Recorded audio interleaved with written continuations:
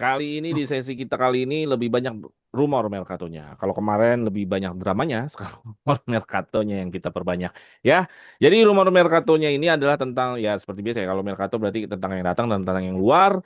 Cuman kali ini gue yang jadi hostnya nih ya. Gue juga Hmm. ngerasa udah lama juga gue jadi host. Karena sekarang yang nge-host udah banyak yang bantuin. Ya, gue nggak sendiri bersama yang pakai baju abu-abu dulu dengan siapa? Genta dari Sudi marah. Oke, Genta, thank you atas waktunya kali ini. Terus ada siapa yang kemarin juga ikutan juga kita ngobrol? Dengan siapa satu lagi? Halo, Assalamualaikum warahmatullahi wabarakatuh. Salam sejahtera buat semuanya. Om Swastiastu, Namo Buddhaya, salam kebajikan. Gue Suryo Yoi, dari ada gerakan Depok, tangannya sekarang. Depok. Man. Ya, itulah ciri khas Suryo ya, salam pembukaannya ya. Cuma tinggal tambahin tepuk pramuka aja, tepuk pramuka. Ah. Oke, ya bagi teman-teman yang baru ngeliat channel ini channel ngomongin Juventus terus sampai kapan? Sampai kiamat. Pokoknya bersaing sama Warung Madura deh. Hmm. Selama Warung Madura buka, Suara Juventus ini buka. Jadi kalau Bukan. gitu, jangan sungkan-sungkan untuk tidak mensubscribe. Langsung aja, wih ini channel bagus, subscribe ah gitu. Kasih tahu juga sama yang lain. Nah, bagi yang udah sering nonton, yuk join membership. Karena kita bisa ketemu, kita bisa ngobrol-ngobrol, kita ada grup WA-nya rame banget. Ya, di situ Suryo sama Genta ceramah terus tuh tiap hari itu. 24 jam kan. Sama terus tuh Kita tentang nggak ada Juve. apa-apa ya padahal ya. Masih banyak yang lebih ceramah. Ya ceramah terus ya, jadi banyak dapat ilmu, hidayah apa segala macam tuh di grup. Ya, terus jangan skip video ini karena kita pertama mau ngomongin Miretti, ya, kedua kita mau Hmm. ngomongin Miretti dan Weston. Juventus bimbang nih, tapi kalau Juventus ini kayaknya nggak bimbang ya milih siapa. Hmm. Juventus bimbang mau milih siapa. Terus yang kedua sebenarnya ini gosip yang lumayan rame kemarin ya. Weston ke Roma tapi ada yang swap ke sini yaitu Cristante atau Pellegrini. Yang terakhir adalah Yildiz yang memang beneran nih Juve kayaknya serius sama Yildiz karena ditolak-tolakin nih semua penawaran dari Liga Inggris. Oke, kita masuk ke materi pertama dulu ya, isu transfer Fabio Miretti, salah satu pemain next gen awal-awal, kelas awal yang masih bertahan di Juventus. Ya kan waktu itu kan launchingnya ada Miretti, ada Sole, ada satu lagi siapa ya? Satu lagi siapa ya? Barcia. Ya pokoknya ada tiga itu ya. Ada tiga, sekarang tinggal Miretti doang nih. Itu doang. Fagioli. Pajoli ya. Ya, salah. Fagioli ya. Joli Meriti. Baraneka itu udah adik kelasnya tuh. Ya, ya. Adik kelasnya ya. Jadi Miretti ini salah satu yang masih bertahan di Juventus. Terus ya sudah kembali lagi latihan. Terus menariknya banyak penawaran masuk. Salah satu yang paling kenceng tuh dari Napoli ya. Dari Napoli kenceng banget nih. 15 juta. Ya, cuman Napoli nawarnya kemurahan di bawah 10 juta. Ya, tentulah Juventus nggak mau lah ya. Juventus mau ngancang-ngancang harganya 15 sampai 20. Nah, ke Hmm. sini-sini beritanya berkembang nih. Berkembangnya ternyata McKennie, Weston juga belum perpanjangan kontrak, kontraknya tertahan dan kemungkinan juga ikut keluar di musim ini. Jadi ada satu apa namanya? Satu pemikiran kalau misalkan McKennie keluar atau Weston keluar, Miretti kayaknya akan stay. Nah, Juventus tuh lagi bimbang-bimbang nih. Jadi mendingan Miretti atau Weston McKennie. Begitu aja pakai bimbang ya. Nah, apakah strategi Juventus nih pertanyaannya Miretti memang dipertahankan karena memang skillnya atau karena ya udahlah karena kita mau jual Weston. Nah, jadi itu pertanyaan pertama. Pertanyaan kedua, ya kalau McKennie akhirnya dilepas, ya apakah ini juga ngaruh nggak sih sama keuangan Juventus ngelepas Miretti dengan 15 juta tuh gitu loh. Nah, terus yang ketiga adalah gimana nih Miretti di musim depan. Nah, jadi musim depan kalau seandainya ternyata pilihannya akhirnya Miretti bertahan, kira-kira gimana tuh nasib Miretti di eranya Tudor ini? Apakah mampu bersaing? Apakah malah ketemu momennya di era Tudor ini? Nah, silakan Suryo dulu deh. Tadi kan di sesi sebelumnya kan Suryo nih orang yang kedua mulu nih. Sekarang Suryo yang pertama. Silakan Suryo.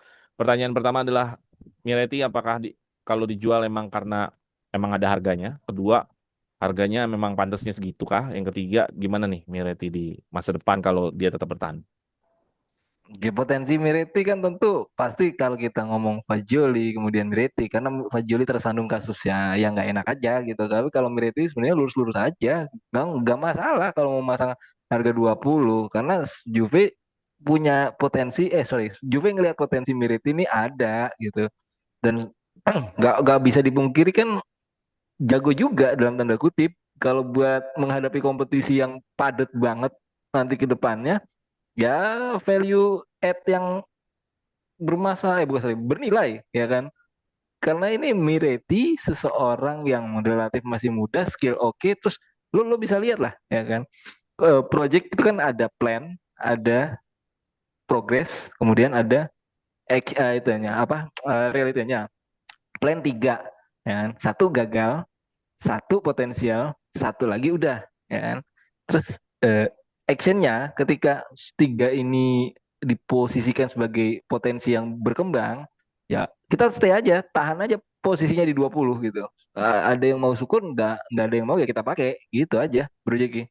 Nah, terus yang itu kalau misalkan dia bertahan, menurut lo potensinya gimana di era Tudor ini? Momentum dia bisa dapat momennya nggak berkembang atau dia ya seperti layaknya waktu kemarin-kemarin aja jadi cadangan gimana? Jadi cadangan atau berkembangnya kan tetap 50-50 ya. Ngelihat dari lu punya skill bisa memanfaatkan momen apa enggak, lu punya momen bisa memanfaatkan skill lu apa enggak gitu. Kalau lu ngelihatnya lu pede dengan kemampuan lu, kalau dikasih waktu yang sedikit aja, lu bisa nunjukin gitu. Tapi kalau lu punya skill bagus tapi lu nggak pede gitu, ya sama aja akan terbuang juga. Lihat balik lagi ke tingkat kepercayaan dirinya. Kalau ngelihat sebagai kedalaman squad, ya oke-oke aja ini Miretti bagus-bagus aja, bagus-bagus juga gitu loh Oke, Bro. jadi finalnya Weston apa Miretti nih? Bantuin Gue Juventus Miretti. mikir. Miretti. Oke. Oke, Genta, ya tadi seperti tadi ya. Apakah kalau misalkan ini dijual, ya memang layak dijual? Apakah karena memang mau cari duit? Terus yang ketiga, kalau standingnya Miretti hanya bertahan, seperti apa nanti akan ada di tim Tudor? Ya, kalau gue lihat nih, ya gue kalau disuruh pilih tetap milih Miretti Waduh, langsung itu karena kan pertanyaan terakhir sebenarnya. enggak, gue balik cara gue balik. Nah, Oke. kenapa gue milih Miretti kan karena gue menyukai Juve ini sebagai gudangnya pemain Italia berbakat. Nah, tapi kalau kita breakdown lagi, memang sangat besar kemungkinan Miretti ini di Lego kalau misalnya harga cocok karena kita bisa tahu kita tahu sendiri bahwa Juventus sekarang ini kan sebenarnya nggak Itali-Itali banget lah gitu ya sebenarnya tanda kutip. Nah, gue lihat Juventus sudah cukup nyaman dengan stok pemain Italia yaitu kiper, Digre, Gatti, Cambiaso, Locatelli. 4 itu aja yang sebenarnya menjadi paten Juve. Mungkin di urutan terbawahnya ada Rugani yang mungkin bisa dipertahankan. Tapi Juve yang sekarang itu tuh kayaknya udah bahagia, udah nyaman dengan hanya 4 pemain Italia gitu. Jadi makanya kenapa ada pemain potensial sebagus Miretti dia memberikan peluang untuk di Lego gitu. Nah, jadi gue melihat dari point of view di mana Miretti ini sangat mungkin bisa di Lego kalau memang harganya cocok, terlepas dari memang skill yang dia punya dan juga potensi bahwa dia mungkin bisa jadi backupnya Cop Miners karena posisi bisa jadi penyerang lubang juga. Di balik keunggulan yang tadi gue sebutin, memang kalau ngelihat Juve sekarang yang dengan pemain Itali biasa aja lah gitu ya, nggak pride banget, jadi kayaknya sangat potensi. Tapi kalau soal McKennie memang juga potensial terjual karena ya gue ngelihat McKennie ini masih ada label internasional banget lah gitu, jadi sangat mungkin klub Liga Inggris tuh modelan Everton mungkin gitu, yang kelas-kelasnya papan tengah nanggung itu sih bisa sih untuk ngambil McKennie gitu. Nah, kalau seandainya Adalah Miretti duitnya gitu. ternyata bertahan, menurut lu gimana di timnya Tudor ini? Yang mana nih, McKennie atau Enggak, Miretti? Miretti kalau ternyata Miretti ya. bertahan. Tadi gue sempat sebutkan Miretti ini kalau bertahan mungkin memang tidak pemain inti, tapi dia bakal bisa menjadi persaingnya Cop Miners gitu. Kita juga Oh, belum tahu kan Cop Miners ini kalau di formasi Tudor nanti belakang 3, depan 3, nah tengahnya mau seperti apa. Cop Miners ini taruh di mana juga agak nanggung sebenarnya, tapi gue lihat Miretti di situ bisa masuk gitu, mengambil kegundahan atau kegalauan di Galauan. posisi Cop Miners. oke Gitu. oke. Kayak kalau memang misalnya mau menyerang ya mungkin bisa Locatelli ditinggal sendiri di depan 3 back biar Miretti yang berdansa di situ gitu. Tapi gue nggak ngeliat potensi Miretti jadi pemain sayap sih, nggak kayaknya. Oke ya, jadi kalaupun Miretti bertahan di Juventus menjadi penyerang lubang ya. Ya, Oke, terus juga Weston juga kelihatannya bisa dijual karena tadi apa? Dia label internasional juga, terus Miretti juga karena Juventusnya nggak Itali-Itali banget nih kalau menurut Genta nih. betul betul Cap. Jadi Iya. kalau nggak Itali-Itali banget berarti apa nih sekarang? Prancis-Prancis banget ya? Atau Portugal-Portugal banget? Nah, itu dia. Portugal banget. Betul banget. Karena Oke. tahu Portugal kayak mau juara dunia 2026 kayaknya. Iya, YPPA berarti ya, yang Portugal-Portugal aja ya. Portugal aja. Oke, kalau gue pribadi sih, kalau untuk Miretti, pertama, enggak, maksudnya, kenapa Juventus bisa gundah? Kenapa? Kan kalau Juventus mah gampang aja, Miretti lah gitu. Kenapa Juventus bisa gundah? Ya karena Weston McKennie itu versatile, ya kan. Hampir Ya, membantu setiap pelatih dari Pirlo, Allegri, Motta, Tudor. dengan posisi Ya, acak adut mau di mana aja. Iya dong. Ya kan? Western bisa kan di mana aja. Back sayap bisa, main tengah bisa, di depan di eh, belakang striker McKennie itu bisa. pernah dipinjemin gak sih, Cap? Pernah zaman Ke, Allegri ke Leeds United lah. oh iya bener, iya iya iya iya Pernah iya. Iya. balik lagi. Pernah ke Leeds. Iya Kan iya dia iya. datang era Pirlo. Era Pirlo kan jadi Iya pemain tengah. iya iya. Iya. Era Allegri nyambung semusim, 2 musim. Terus ke Leeds, balik lagi di Leeds Mota yang pas juga. pertama kali naik ke Premier League Ya, ya.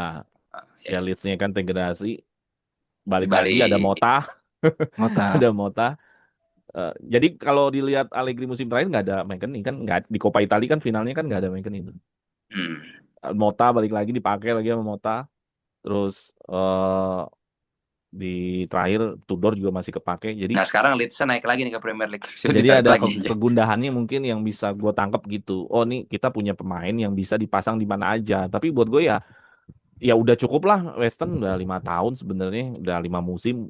Kata gue sih udah cukup gitu. Kalau Hmm. mau diterusin lagi jadi legend ini Western Atau gitu. balik ke MLS. Iya gitu. Jadi udah cukup lah. Jadi mendingan coba Miretti.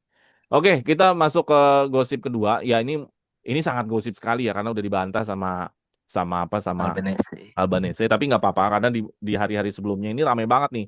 Kalau memang Western kan mau dijual, ternyata kalau West Roma ini bisa saja merekrut Western, tapi dengan cara swap ya, ngeluarin Cristante katanya. Dan katanya juga Juventus di gosip itu sekaligus nanya Pellegrini. Ya ini menjadi apa ya? Menjadi perbincangan karena kan yang digadang-gadang ya Pellegrini adalah Prince of Totti. Rome ya kan Pangeran Roma juga kan di bawahnya kan kalau Totti kan King ya. Hmm. Jadi digadang-gadang gitu kan si Pellegrini ini pangeran zaman sekarangnya. Cristante kan Lord ya, sering dibilang Lord. Romanisti Ya. Lord. Nah, ini menjadi pergunjingan gitu, maksudnya menjadi perbincangan. Kok Lordnya Roma masuk ke Juventus gitu loh. Nah tapi sebenarnya kalau misalkan pun terjadi, memang kita itu butuh nggak sih Cristante gitu Hmm. atau Hmm. Pellegrini? Kalau menurut Genta gimana? Ya. Menarik memang. Kalau dari Cristante dan Pellegrini, kalau lihat Cristante Sebenarnya sebenarnya nggak dia, dua-duanya sih atau sih. ya, oh ya, kita kalau Cristante nih misalnya, Cristante itu adalah punya atribut juara Euro gitu. Dia di final juga main dan bermain di match final melawan Inggris, dia bermain di babak kedua dan mengubah permainan, akhirnya Italia bisa menyamakan kedudukan. Jadi sebenarnya secara mentalitas dia ada gitu. Tapi memang mungkin eh, ya bisa dibilang di bawah pelatih yang kurang tepat dan sebagainya. Jadi memang dibilang luar, tapi dari segi posisi dia mirip McKennie yang bisa versatile. Kadang dia bisa di gelandang bertahan dan dia jadi libero pun juga bisa bermain di 3 back dan sering sekali gitu. Dia main 3 back jadi center back tengah gitu. Nah, itu sebenarnya kalau buat di Juventus, kalau dia memang satu backup sih sebenarnya Juventus tidak tidak ini ya, tidak merasakan kekurangan, malah jadi malah kita punya stok banyak gitu buat backup Locatelli, buat backup Bremer gitu.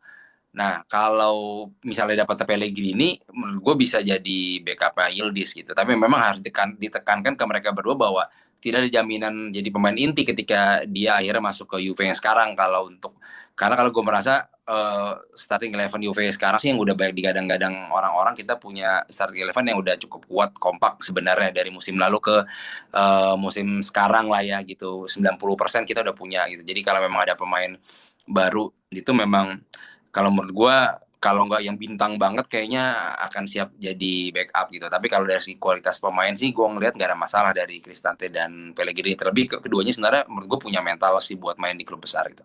Oke ya, jadi lu melihat Constante sebenarnya juga versatile juga ya kayak Western ya, malah dia bisa main di libero juga ya, Constante ya. Ya, Terus juga ada mental juara juga. Terus kalau Pellegrini sulit untuk menjadi main inti karena posisinya ada di posisi Yildiz ya di Roma ya. setuju gue di situ. Oke, kalau gue pribadi gue melihat Cristante itu bukan challenge buat si Locatelli. Ya udah cadangannya Locatelli. Dia nggak lebih dari Locatelli Betul menurut betul. gue. Gue juga sepakat ya. Gak bakal lebih dari Backup ya. Locatelli.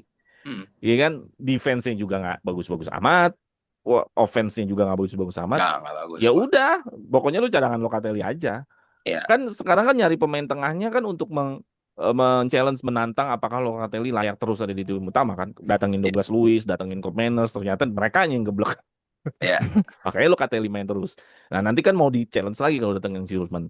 Tapi kalau yang datenginnya adalah Cristante, ya itu nggak challenge Locatelli. Nah, Ya jadi intinya tetap Locatelli sama Turam, Thuram. dia pasti backup Ya lah, itu nggak nih bakal lebih lah dari Locatelli. Gue sih masih iya megang ya. Locatelli dibanding Cristante. Kalau Sepakat. Pellegrini sulit lah, udah sulit lah karena pemain depan pasti maunya yang muda-muda, ini kan 30 tahun. Mm-mm. Sulit lah kalau Pellegrini udah. Kalau Cristante memungkinkan sih, apalagi ditambah ditambah dia bisa versatile. Itu jadi masuk kan, Western versatile, si Mm-mm. Cristante versatile Cristante. kan gitu. Nah gimana Suryo menanggapin isu ini, walaupun isu ini ya kita diskusi aja, seru aja. Gimana Suryo? Iya kalau kayak orang mandi nih kayak gayung bersambut gitu. Kenapa? Kalau nggak mandi gimana? Kalau nggak mandi ya nggak gayung bersambut ya kan. kan kan kalau kata dia ada opsi kan Miretti, McKennie. Kalau McKennie keluar, Cristante masuk ya kan. Walaupun Hmm. ini masih dibantah ya tadi sama Albanese, tapi Hmm. andai-andai aja gitu Cristante itu bisa jadi libero. Ini versatilnya lebih versatil ke ini ya, kekhususan di tengah sama belakang ya. Nggak lu Betul. inget McKennie kan pernah jadi winger ya kanan ya, Semua winger bisa dia. Bisa, right winger, back midfield sayap. Belakang gitu. striker juga bisa dia. Iya, belakang striker yang waktu Cop Miners jadi striker, ya kan? Mm-mm. Di belakang striker gitu. Karena terlalu apa ya, terlalu versatilnya jadi malah jadi lu di mana sih fokusnya gitu, jadi buyar Iya. gitu kan.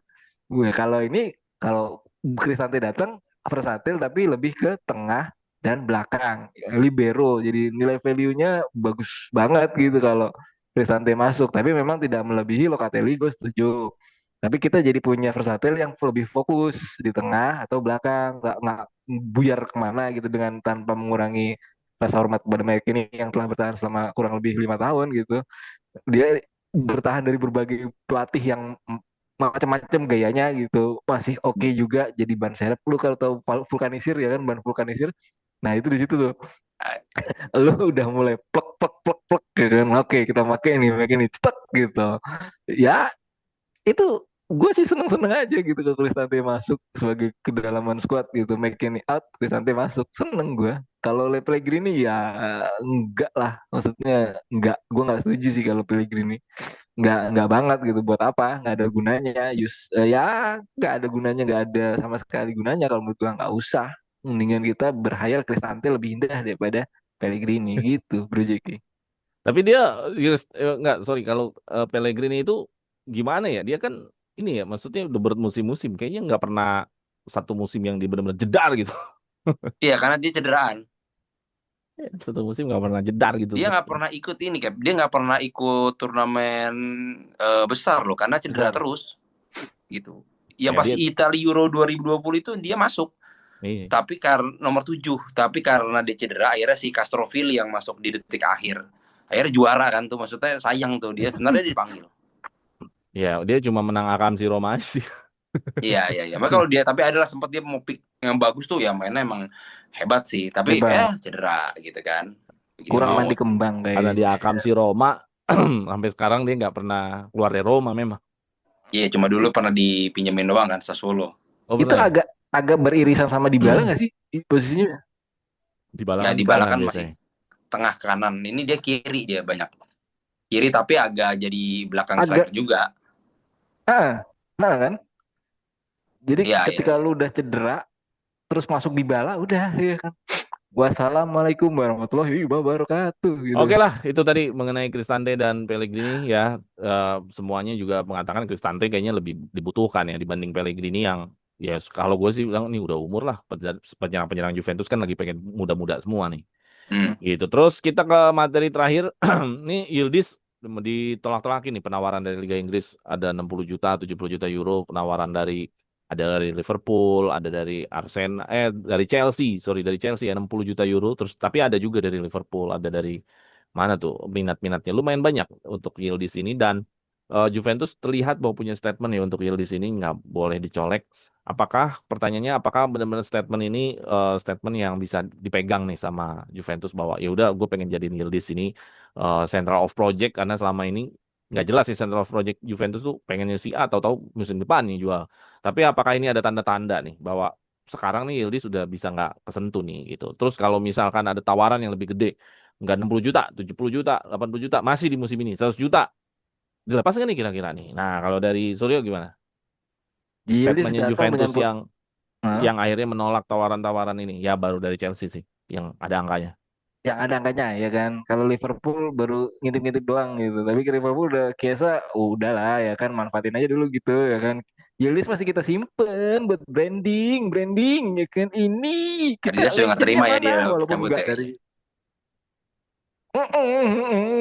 walaupun kita nggak dari tadi langsung ya kan. Tapi ya at the bright side-nya kita punya pemain muda yang bisa meledak, siap meledak, terus kemudian jangan terlalu terburu-buru dilepas, center of project-nya jadi jelas, nggak semua pemain itu bisa karena uang dalam tanda kutip, walaupun Juventus lagi butuh, cuman mereka proyek jangka panjang. Ketika proyek jangka panjang, ya harus tahan proyeksi yang lain kalau mau yang dijual gitu. Kecuali satu faktor, semoga dia nggak tertimpa cedera yang parah. Ya, Nah, ini yang bisa jadi membuyarkan tadi yang kita ngomongin tadi Pellegrini, lu pemain bagus tapi cederaan ya wassalamualaikum warahmatullahi wabarakatuh juga gitu. Jadi gagal center of project-nya Juventus. Oke, terus kalau Soal ada tawaran lebih nih, misalnya 100 hmm, juta gitu biar 100 juta kan kalau memang di musim ini, apa ya? tahu-tahu i- ada nih misalkan Liverpool lah atau siapa lah 100 juta, PSG lah tiba-tiba 100 juta. Gimana itu? pertama akan kita gunakan apa 100 jutanya sebagai Yildiz yang punya potensi sampai 150 juta misalnya. Iya. Ya, lu mempunyai suatu golden boy ya kan, atau katakanlah mempunyai suatu investasi emas ya, lu ngelihat ini bakal naik ya, itu kan based on keyakinan lu juga kan, dan hmm, dari based on hmm. keyakinan lu siap untung lu siap rugi gitu kan. Ketika lu Gambling. siap untung lu harus siap rugi. Ah, ketika lu siap untung lu siap rugi, ya ruginya adalah ketika nanti lu sudah menahan tawaran 100 juta ini ya, ya bakal belum tentu dapat lebih dari 100, tapi kan akan ada lebih juga dari 100 karena ini faktor mana yang mau jadi keyakinan kita. Penampilan, umur, skill. Nah, kalau faktor resikonya cedera ya kan, inkonsistensi, mental, disiplin gitu, Bro Jeki. Oke, thank you Suryo atas inputnya atau opininya mengenai ya jadi bakal bisa ditahan ya karena ada faktor-faktor yang menyebabkan dia keuntungannya lebih banyak nih kalau misalkan Yildiz bertahan, kurang lebih gitu ya. Oke, Tuh. dari Genta sendiri gimana nih? Apakah ini statement yang benar-benar dari Juventus sendiri memang ingin mempertahankan Yildiz lebih lama, ditolak-tolakin tuh salah satunya Chelsea yang udah ada angkanya 60 juta tolak gitu kan. Terus kalau ada tawaran lebih di musim ini, tahu-tahu Chelsea lah ngebid lagi. Udah gua 100 juta deh, gua all in deh buat Yildiz deh. Nah, dilepas nggak tuh kira-kira tuh musim ini ya, bukan musim depan. Gimana Oke. Genta? Kalau Yildiz ini dari yang pertama kali mulai ke permukaan di zamannya masih ada Chiesa musim terakhir sama Allegri itu kan, justru gue udah yakin bahwa ini orang masih akan di Juve sampai 25 tahun misalnya. Dan Juve akan menolak semua tawaran dengan angka yang fantastis sampai 25 tahun. Apalagi ternyata dia sama Adidas juga terikat gitu kan, dan Juve sama Adidas juga perpanjang kontrak. Ini kayaknya nggak akan berlangsung 1-2 tahun doang. Itu sih alasan gue yang paling kuat. Gue bilang Yildiz bakal ada di Juve minimal 2 tahun lagi lah gitu. Selain memang skill dan kemampuan dan semuanya itu dibutuhkan oleh Juve, dan dia terbukti lah punya mental juga ternyata. Jadi bukan hanya sekedar bintang biasa lah kalau kata BBB kan, bukan bintang Ya, biasa. bukan bintang Nah, biasa. Raffi Ahmad dong. makanya. Nah, jadi kalau pertanyaan lo adalah tadi kalau musim ini tawar 100 juta, gue masih percaya bakal ditolak sama Juve dengan alasan yang tadi gue bilang di awal gitu. Tapi kalau mungkin musim depan atau 2 musim lagi itu bakal dilepas, feeling gue.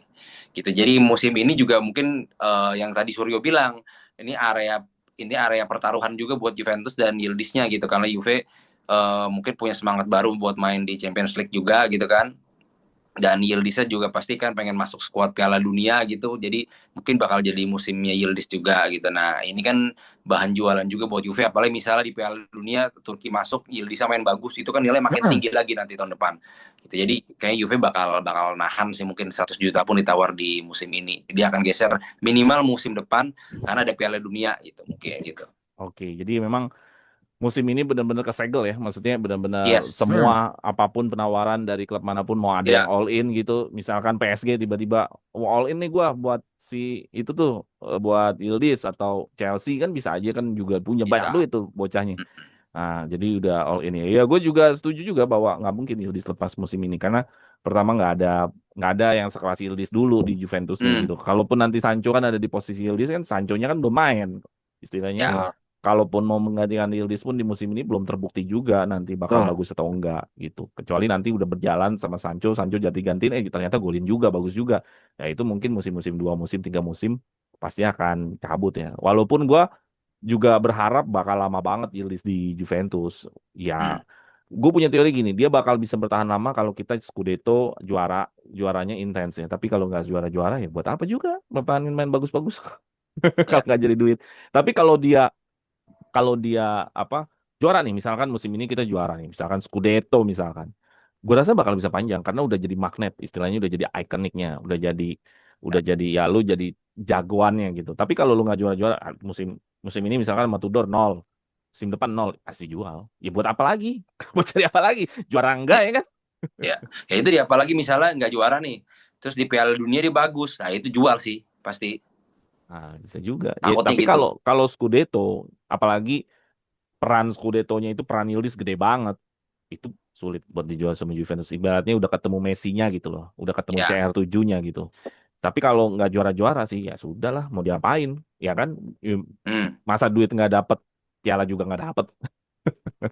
Ya kan? Ya. Kalau kalau juara kan ya udah gue nggak dapet duit gede dari jual Yildiz tapi gue dapet trofi gitu. Nah itu kan Jadi ini apa kita sorry gue potong Gap. Kita ngayal gitu Prince of Turkey dan Prince of Turin gitu. Turki dan Turin kan mirip ya. iya iya iya iya. Iya. Ya cuman gue berharap sih nanti LKM masuk sama main sama Turamnya juga udah oke.